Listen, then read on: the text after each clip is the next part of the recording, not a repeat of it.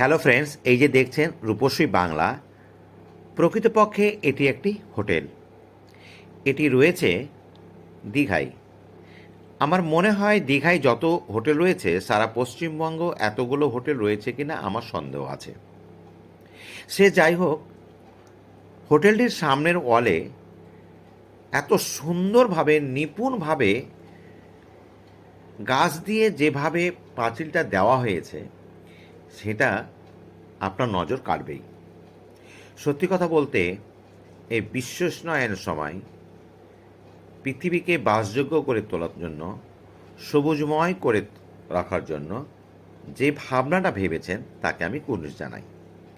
এত সুন্দর এবং নিখুঁতভাবে এত কম খরচে এত সুন্দর সৌন্দর্য আনা যায় সেটাই প্রথম দেখলাম। আপনাদেরও যদি পছন্দ হয় অবশ্যই ফলো করবেন, এ ধরনের ভিডিও পেতে সাবস্ক্রাইব করবেন।